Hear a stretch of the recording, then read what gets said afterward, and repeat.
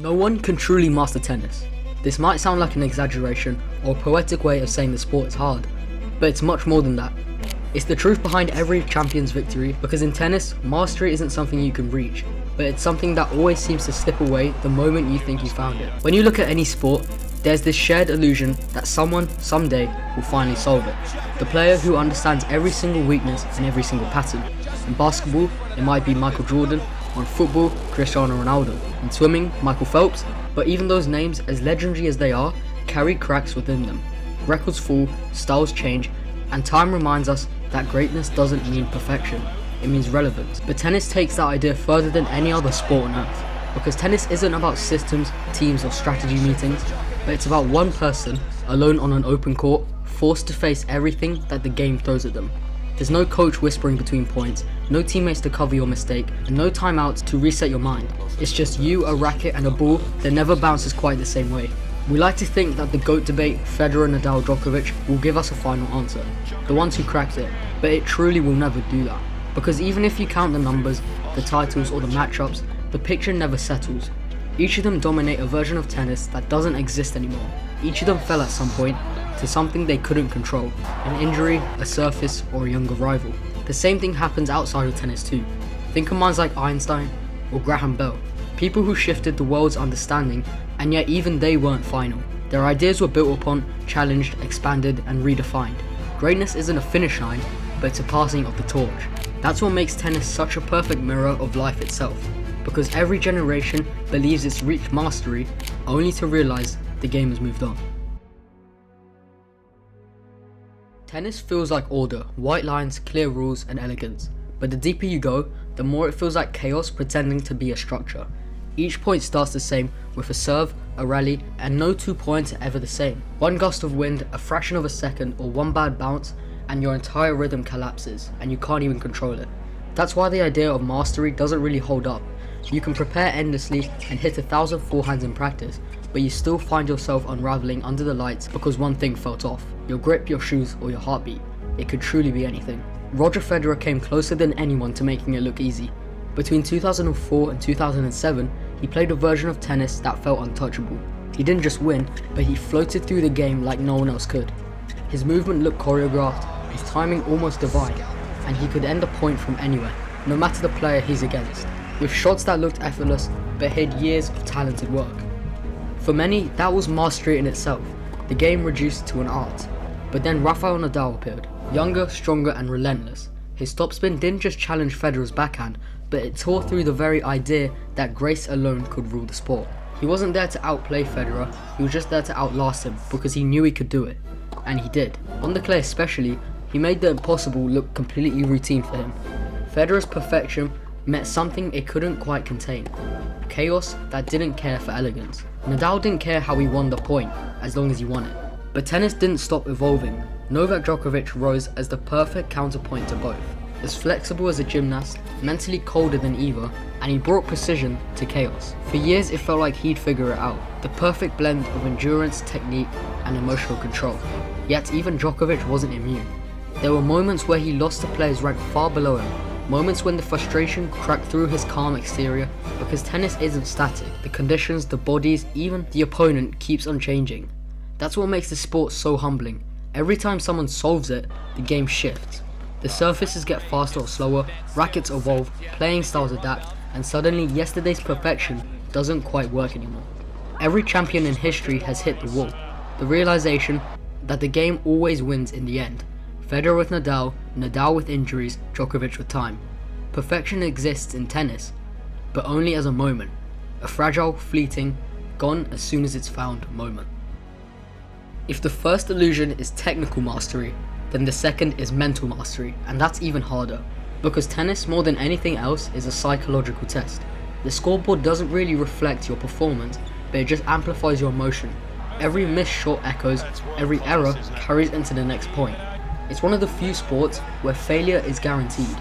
You can play perfectly and still lose half your points. That's where the mental battle begins. In the inner game of tennis, Galway explains it like this: each player has two selves. Self 1, the thinker, their critic, and the voice that says don't miss. And self 2, the doer, the one that actually swings the racket. When you shank a forehand, Self 1 immediately steps in and says keep your head still, shorten your backswing and bend your knees. And while it does sound helpful in the moment, what's really happening is interference. Self 1 doesn't trust Self 2 to perform, so it micromanages every single moment. But Self 2 already knows what to do. You've hit thousands of balls before, your body has built that memory. Your problem isn't mechanics, it's your mind getting in the way of everything you're trying to do. Think about someone like Roger Federer. He doesn't step into a second serve thinking about pronation angles or shoulder rotation. He trusts the work that he's already done a million times before. That's why his motion looks effortless. Not because he's not trying, but because he's just not thinking. Djokovic once said, when he's in the zone, he feels like he's observing himself play. That's your second self in action. You're no longer forcing shots, but you're watching them all unfold. For club and junior players, this is where things get tricky because coaches, parents and even YouTube tutorials flood you with technical reminders. They're all useful, but only in practice, not in the real performance. In matches, constant instruction from Self 1 is like static noise. It just keeps going on and on about something you've already done before, and it drowns out the rhythm your body's trying to find. The key is just learning when to let go. But on a big stage, with thousands watching you and your legacy on the line, that's almost impossible. Federer himself admitted there were times he felt his thoughts spiral mid-match, moments where he couldn't even explain why he missed routine shots. And Djokovic, despite his mental strength, has had breakdowns in key matches, smashing rackets or losing focus over a single measly point. Nadal has spoken about the fear that his body or his mind might give up before he does. Even players at the top spend their entire careers negotiating with their thoughts, because the mind doesn't want to be controlled. It resists discipline and it questions itself constantly. The beauty and the curse of tennis is that you can't hide from it. Every emotion becomes visible, the hesitation in a swing, the change in your body language, and the glance to the box after losing a point. The court becomes a mirror of your internal state, and that's why no one truly masters it, because to master tennis would mean to master your mind, to silence doubt, fear, ego, and fatigue. And no one has ever done that completely. The more you chase perfection, the more fragile it becomes. Pressure grows, and your expectations build. You start playing to avoid failure instead of chasing brilliance. Djokovic even once said, the hardest part of tennis is playing against yourself. And he's completely right, because that's what separates this sport from the rest. It's not just about skill, it's about how long you can stand in that mental storm without breaking. And even the best, Federer, Djokovic, Nadal, eventually do break. Time is the opponent no one prepares for, yet it will always win. Tennis is one of the most physically demanding sports in the world. It's not just the speed or the endurance, but it's about repetition. Constant swinging, lunging, sprinting, over so many years, it grinds everyone down in ways you can't even see until it's just too late. Federer's knees gave out after decades of ballet-like movement, and Nadal's foot injuries and chronic pain from sliding across clay has been in his shadow since the start. And then we got Djokovic. His flexibility brought him more years, but even he's feeling the slow pull of age. The truth is, tennis doesn't really reward longevity, it kind of consumes it. Every player eventually runs into that limit of their own body, and while the body weakens, the game itself evolves faster than ever. Racket technology changes the spin, the pace and the timing, data analysis reshapes strategies, training becomes more scientific, younger players grow up hitting harder, recovering faster, and then in the end, learning smarter. That's why each generation feels like it's playing a different sport. The rallies are shorter now, the serves heavier, the movement sharper. What used to be enough, no longer is. Carlos Alcaraz represents that shift. He's not just the next champion, but he's the next version of tennis. One who's learned from 3 decades of progress. He hits with Nadal's power, defends like Djokovic, and improvises like Federer. But the crazy thing is, he does this all at 20 years old. Every generation solves the one before it, then gets solved by the next. It's a cycle that keeps tennis alive, and keeps mastery impossible. No one ever stays on top forever, not because they stopped trying, but because the game itself won't even let them. And maybe that's where the beauty really lies. Tennis isn't about perfection, it's about the pursuit. The idea that you can keep chasing something you know you'll never quite hold. And every great player knows this deep down, that their best days won't last, and that the sport will eventually outgrow them. But they still continue to play. Federer's final match with Nadal sitting beside him wasn't just an ending, but it was a reminder that even for someone who redefined grace, time eventually closes the curtain. Djokovic will face this eventually too. No matter how many majors he wins, there will be a day where someone faster, younger and hungrier takes his place. And we can already see that with Jannik Sinner and Carlos Alcaraz. And that's what makes tennis more than just a sport, but it's a lesson in acceptance.